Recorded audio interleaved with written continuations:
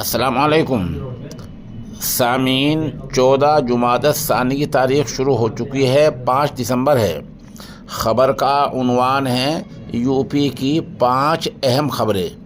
Number 1، Uttar Pradesh کے رامپور سے Samajwadi party کے لیڈر اعظم خان کے بیٹے عبداللہ اعظم کو 2 پاسپورٹ رکھنے کے معاملے میں آج 7 برس کی سزا ہوئی ہے اور 50,000 روپے کا جرمانہ لگایا گیا ہے۔ فی الحال وہ 2 پین کارڈ کے معاملے میں جیل میں بند ہیں۔ ان کے خلاف یہ پاسپورٹ والی شکایت 2019 میں درج ہوئی تھی۔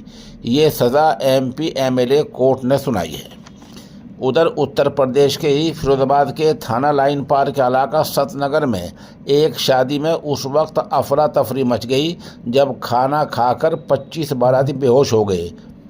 یہ بارات بلوت سنگھ کشواہا کے یہاں آئی ہوئی تھی۔ بے ہوش ہونے والوں میں اوموتی اور شانتی دیوی وغیرہ شامل ہیں۔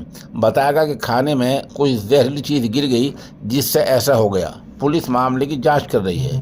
ادھر ایودھیا میں مشہور ہنومان گڑھی کے سنت مہیش داس کے آشرم میں اچانک آگ لگ گئی۔ الزام لگا ہے کہ آگ انہیں مارنے کے لیے لگائی گئی ہے۔ پولیس اس معاملے کی بھی جانچ کر رہی ہے۔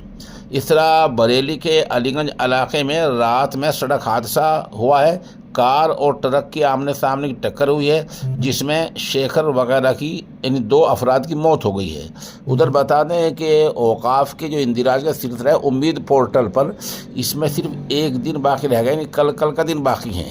جن صاحبان نے ابھی تک اندراج نہیں کرایا ہے وہ برائے مہربانی اندراج کرا لیں۔